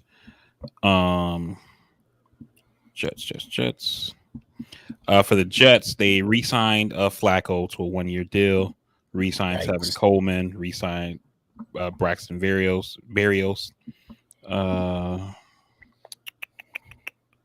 I don't really see any big moves for the Jets. They signed Tyler Conklin, wide receiver. CJ Uzomah signed with them. Okay, EJ loves him. Yeah, they brought in a tackle, McDermott, 1-year deal. They brought in Lakin Tomlinson, guard, gave him a 3-year deal, $40 million. And then defensive side, they brought in Nathan Shepard, Jacob Martin, DJ Reed, Jordan Whitehead, and DeMarcus Joyner. Gotcha. So, yeah. So sub 500 again. Yeah, pretty much. Okay. Basement. And then Pittsburgh signed Haskins, and then they also brought in Mitch Trubisky. So it's going to be interesting to see how that quarterback that controversy plays out for Pittsburgh. Yeah. But no Juju now. No James Washington now. Oof. It's going to be tough up there. Tough living up there in Pittsburgh for a while. And if they weren't in the division, I would think that it was possible that they might be in that Baker Mayfield's kind of hunt, but it's in the division, and I don't think they're going to trade him within the division. I'm surprised they weren't strong contenders for Deshaun. Yeah, me too. Considering Deshaun said he wanted to play for Flores. You know, Flores did go over, go over to Pittsburgh, and you have Mike Tomlin up there. But maybe they just didn't want to. Maybe they didn't want to, commit to that. Well, first of all, they gave up a shitload of picks. That's one. but maybe they didn't want to commit to that long ass deal. Right. So. And then with Pittsburgh, I mean, obviously, bringing in Trubisky and Haskins. You see that they're basically giving up on this year. You know what I mean? But what they may be doing, because people have talked about how this draft is not really that quarterback rich. So they may be saying, yeah, this year is kind of going to be trash. But next year, when the quarterbacks are available, we're going to go in and try to find us a quarterback to replace Ben. And maybe, just kind of tread water this season, Yeah. A suck for luck, if you will. Yeah, basically. Like Indy. Basically. Okay. Yeah, it'll be interesting to see how this plays out, how it all plays out, how the remaining days of free agency and everything plays out for the NFL coming up. Meanwhile, LeBron James passed Karl Malone for number 2 on the all-time scoring list. I think that was last night, but they lost. They're going to be a part of the playing game. The Lakers are going to be part of the playing game. Russell Westbrook. I mean, hopefully when they get AD back, they look like a little bit of a better team. But I mean, and I get it. I get that they won the bubble year, but they brought in Westbrook this year, and it's just starting to look like a complete failure of a move bringing Westbrook in. You know what it reminds me of? Remember in 2004 when the Lakers brought in Malone and Gary Payton and all those guys, and on paper it looked like holy shit. And then they got to the finals and played against Detroit and lost, even though they had Kobe, even though they had Shaq, and this is what this Lakers team is looking like. Yeah. It's not looking good. The bonus, right, to it is on paper at any given moment, they could be that team, right? Yeah. So if they get in the play-in, and they could potentially knock out a number 1 or 2 seed in the first round. Well, number 2 seed in the first round, if they needed to. It could be, they could be a problem. They could still play spoilers down from the bottom of the bracket if they get in. Based on the talent they have. Speaking of the Lakers, man, I watched that video. I think you posted. It might have been you or EJ who posted in the chat of Russ getting into it with that guy on the street. Yeah, and I don't know. I don't like that, man. I saw another video of Russ. It was at shoot around before the game, and somebody was like Westbrook. Oh, in Toronto, yeah.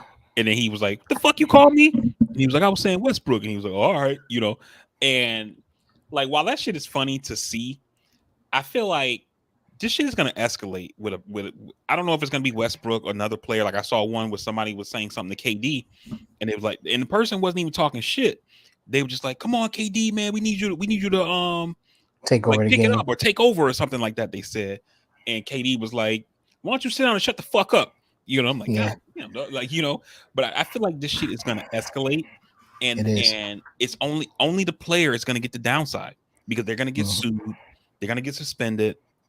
And like just yeah, I mean, I get it. Your team's not doing well. You know, emotions are high and that kind of thing like that. You know, it's easy for me as a person, you know, sitting here on the podcast watching games on TV to be like, you got to be the bigger person, that kind of thing like that. But I mean, we're talking about money here, man, and you know, millions of dollars. Like just saying we're talking about money is just, I think that's making it too light.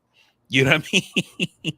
Like we're talking about fucking bags, and like, you know, you can't throw that shit away, you know, on some stupid emotional shit, you know? Yeah. You know, and here's the thing, right? While I do blame, you know, the hecklers as well, I put a lot of blame also on the talking heads, the ex-players, the Kendrick Perkins of the world. Mm-hmm. You know, like, it's one thing if you're like like Jalen Rose. Jalen Rose he usually plays a even keel guy. Like, yeah, these guys are struggling. You know, it happens, right? This is part of the game. Not Perkins. Like Kendrick Perkins and guys like that are like, oh, he's gotta pick it up. He's trash. And this is coming from a guy, Kendrick Perkins, who was really not like he was just he was a beneficiary of, you know, happening to be on a team, you know, where they had a big three, so, or four, really, you know, if you really think about it. Or Rasheed Wallace when he got in there. But like come on, dude. So you got these guys, you got these talking heads that are talking all this shit, and those are the videos that go viral. And then you got these guys on the street that are trying to go viral. Or, you know, these courtside guys who are trying to go viral. And it's just been starting to get to be a bit much, man. And I'm wondering if they don't, like, how does the league fix this? Like, we've seen LeBron get people thrown out for saying shit about his son courtside. We've seen Russ get people thrown out for saying shit to him, you know, but it still continues. And at some point, we're talking about another Malice at the Palace, potentially, if they don't get this under control. And that's my fear, you know, is that, you know, yeah, the whole getting people tossed out or whatever, you know, saying shit back to them or whatever. But the problem is that, you know, even with the gist, when it's just words, there are people on both sides, right? And so, you know, even when the person says some shit about LeBron's son, and I think LeBron was right to, you know, have the person ejected or whatever, you know, but what if that person isn't a rational actor who just says, oh, they're kicking me out, let me head to the exit, and they rush to court? Yeah, LeBron and them probably kicked this dude's ass. You know, these dudes are built like tanks. You know what I mean? But at the end of the day, that shit could set off some kind of Malice in the Palace kind of shit, like you said. You know what I mean? Or like the shit that happened when Westbrook is on the fucking street. You know, and yeah, I'm pretty sure you can kick the shit out of that dude, right? But you on the street, you don't know what that dude is holding. You don't know, you know, if somebody is who he's with. He talking shit to you here. There's another person around the corner recording to, you know. So I feel like you have to always like think about the fact that anything that I do could cause me to be suspended and to lose money, basically. You know what I mean? And while the shit is super emotionally charged and shit like that, like you gotta kind of be the bigger person, just because this person who you're talking shit to at the stadium, they're not risking nothing. They're not going to be sued for millions of dollars. Okay, they may not be able to come to a couple of games, and like give shit. I'll take an NBA player ass whooping for a couple $1 million right about now. Right? Exactly. You go. How bad could it be? You know what I'm saying? You know. Ugh. But, you know, and then I also question, how do these guys get that close, right? The outside. Now, the inside, they're sitting courtside, you know, and maybe you need to regulate that. Maybe you need to regulate those courtside seats, and have some type of, you know, there needs to be some type of kickback. There needs to be some type of penalty if you are the person that's pointed out by a player. And then you tell the players, hey, listen, if you hear anything that's, you know, not relevant to a game, something that's just out of control. Like LeBron's was realistic, right? They're like, hey, I hope Bronny gets into a car accident. Like that's different than just saying, hey, you suck. You know what I'm saying? Hey, you shot a brick. Like, you got to learn to live. Westbrook has to do better with that. But yeah, I mean, like Ben Simmons. Ben Simmons, same thing, right? You had the guys that were sitting courtside, and Kyrie turned and was like, yo, grow the fuck up. You know what I'm saying? Like, what do you like? You getting paid for this? You running around with a little camera making fun of an NBA player? Like, end of the day, you're going home to your 50, 60, 80, $100,000 job. These guys are still making millions. Right. Good or bad, you know? And with the KD thing, I feel like that dude, I don't feel like the dude was heckling. I feel like he's like trying to motivate him. Like, KD, we need you to take it over. Like, it's on you now, you know, like you can't be waiting for these other guys. Or, you know, I don't even see why he needed to be told to shut the fuck up. You know? KD was a little bit he's out of line. He's that motherfucker's he's a hot one, man. And you know, part of what KD's problem is, unlike some of these other guys, is that KD engages with people on social media. So I think he comes into these games already like on some shit because he's been already like going back and forth with people on social media and shit, you know, instead of just saying, you know, I'm not fucking around in the comments or whatever. And then when he gets to the game, this shit is not even on your mind. And then maybe you hear something, you can just brush it off. But if you already been on one, you know, and then you get to the game and it's just more Twitter shit just happening live now, you know. And he's a star. It's not like KD's a slouch. Like, this dude is still putting up 30, 33, 35, 40 points. Like, so for him to get that frustrated, like, he has to just do better with controlling himself, man. Yeah. You need to have that response like Russell Westbrook had. The problem is Russell Westbrook only has that response after a good game. Like, he hit that game time, the game tying three to send them into overtime, and then they end up winning the game. And the reporter's like, "Hey, early in the game, you took a shot and it went high off the backboard. How do you shrug something like that off?" And he's like, "Well, I mean, I got 23,000 points." You know what I'm saying? Like, that should be your response all the time. And I get it's tough because we're human and it's human nature, but you know, it's gonna cost you. Like, eventually, it's gonna cost you. So and the shit is different when it's like, you know, Draymond and fucking Drake, you know, or Reggie Miller and Spike Lee. Like, I don't mind that kind of shit. But when it's fucking KD and some fucking dude, right? You know Bryce, exactly. KD talking shit to Bryce. Like, who gives a shit about that? Like, why is this shit bothering you? You know, Bryce Tompkins, who has 420 fucking TikTok followers, right? Like, he's gonna post a video that's gonna get tens and tens of views, right? Like, why are you letting this shit upset you like that? Yeah, they just, I don't know, man. It has to be regulated. Maybe they need to not let the average everyday person sit that close, because I mean, realistically, you think about it, it is very, very close, and it could be a safety hazard. To your point, some of these people can be unhinged, very similar to what we talked about with the Kanye West fans and shit like that. They could be unhinged. They could be mentally, you know, just not there. And you're getting kicked out, you might think, or drunk. Even maybe they're fine, but just drunk, you know. Right. And it can result in something that just, you know, the NBA just doesn't want. They gotta be mindful of that shit. And anytime that we talk about something on this subject, I keep saying this over and over again. But because of the money, they're not gonna do it. Like how you're saying, put some kind of restriction in or something like that, right? And what's gonna eventually happen is that you're gonna lose that closeness to the players, and you're gonna lose those things like you probably didn't see it because you was on your vacation last week, but I forget where they were playing at, but there was a girl who was sitting courtside, Steph fan, had on they were on the road, had on a Steph jersey, you know, had a little sign that said something to Steph. And while Steph was warming up, he saw it, comes over to her, shake it. The girl is like bawling, crying, you know, shakes her hand, and like he's trying to talk to her, and she can't talk through the tears because she's crying so hard that he would come over and speak to her.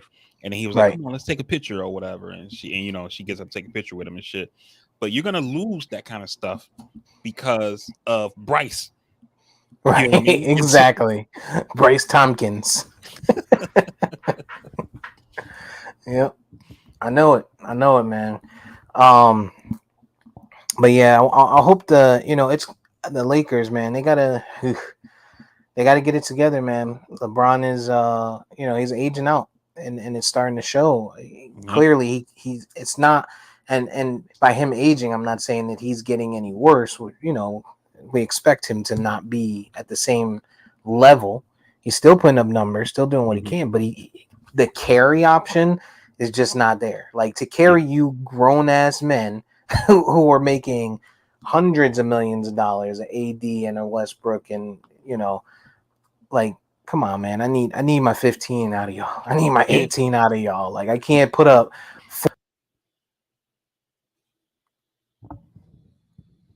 No, I hear you, man. I hear you. Yeah, LeBron can't carry teams anymore. He needs players to step up. LeBron basically, he's the Dwayne Wade now. When LeBron came to the Heat, and Wade had the bad knees, and Wade's like, "Yo, I see you in the playoffs," like, and then flip that switch, and then balls the fuck out or whatever. And LeBron needs the ADs and the Westbrooks and those guys to basically do the heavy lifting. And then when we get to the playoffs, I'm gonna flip the switch and take over, this 1 month of basketball, because I've been in the league for fucking 30 years.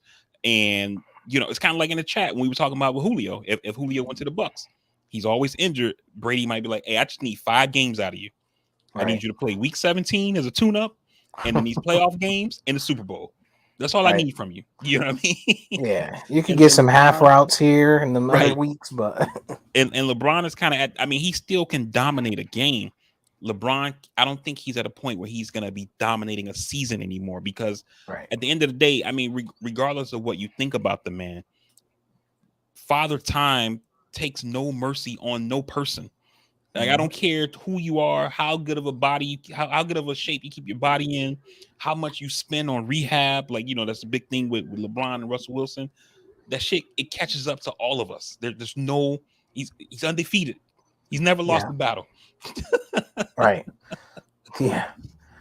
Yeah, he feels it. And those one, he can take over a game. He might even be able to take over 2 or 3 in a row, but then it's going to take a lot more ice bath. Right. I was going to take a lot more rehab, a lot more treatment to get those aches and pains out, man. And that's fine.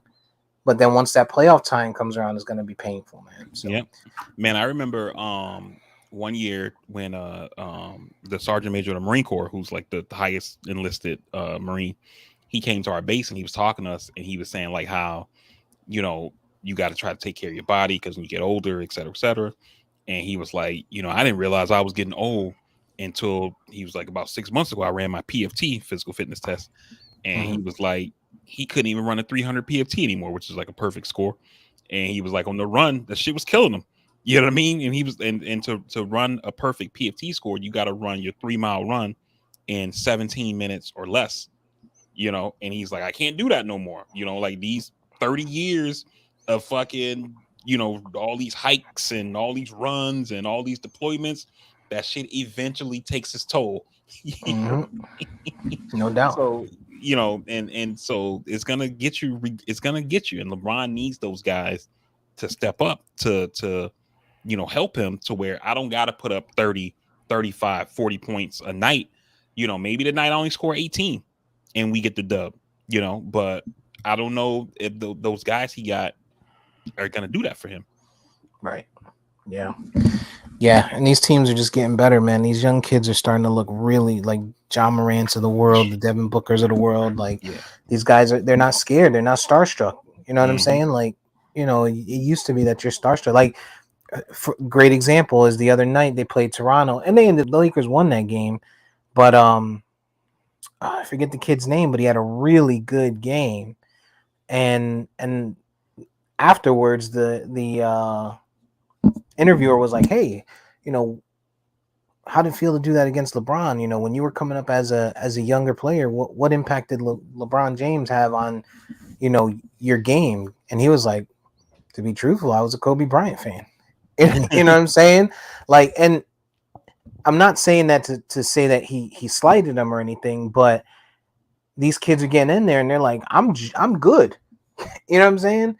You might be good, you might be great, you might be, you're a legend, no doubt, but I'm also a very good player, Right. and if you're not playing defense on me and you got this half-ass player over here that's playing against me, I'm gonna do me and you could do you, and we're just gonna see how it comes out, right? And so I think that's how it is. These guys are just not starstruck anymore. Now playoff time might be a little bit different. It will absolutely be different. We see that every year in every sport. Just people who have experience tend to do better. Yeah. But and to your point, like even like on a like a non-basketball, like with TJ, there's this kid named John Nunn, and he's from like the Jacksonville area. I mean, this kid's a great fucking bowler, and it's like he would go to tournaments and it's like, oh, John's here. It's like I don't got a shot now. John's here, And right. we to tell him like, you can't be like that, man. Like you got, it don't matter who's there. You got to beat him. So, like who cares? And then they had one tournament and TJ roasted his ass. And now he goes to tournaments and it's like, oh, John's here. Like, okay. Yeah. You know what I mean? Yeah. Good to see you. So, right. You know what I mean? And I like those players might be looking at LeBron like that now, where it's like, shit, man, we got the Lakers next week. Now it's like, oh, we got the Lakers. Okay. Right. It's whatever. Exactly. Another team that got to fall. Let me get some shots up just in case. All right, man. Well, what else? Do we have anything else that we need to that we need to talk about? I think we pretty much hit it, man. All right. I feel good about it. If you feel good about it, I will hand it off to you so that you can get us up out of here. We didn't get an EJ appearance. Not even a text. Hope he's okay. Hope he went in with the snorkel. Oh man. Hey, everybody, we definitely appreciate you guys rocking with us today on this episode of the Castworthy Podcast. For the folks who listen live, we definitely appreciate you taking the time out of your morning/afternoon. And for everybody else who will listen once the episode posts, we definitely appreciate that time as well. As always, you can find the podcast on all podcasting platforms. Just search Castworthy. And on our social media, you can also find us at Castworthy. On Instagram, it's at Castworthy_podcast. While you're there, if you could do us a favor and leave us a like, drop us a comment, it really helps us with the algorithms for whatever platform you're on to help us reach more people. We definitely would appreciate that. And, like we've been saying, each episode, call somebody, check in, let them know how you feeling, just check in on them, see how they're doing. You never know where people are at in their life, so definitely do that. And, hopefully you're able to enjoy spring break time. If you got spring break coming up or you just had it, spending a little extra time with your kids, etc. And to my man EJ, like Steve said, hopefully you're safe out there and protecting yourself. And hopefully you hit us up at some point. But to the rest of you guys, stay safe out there. We definitely appreciate your time, and we'll see you on the next episode of the Castworthy Podcast. We out. We love you. Peace.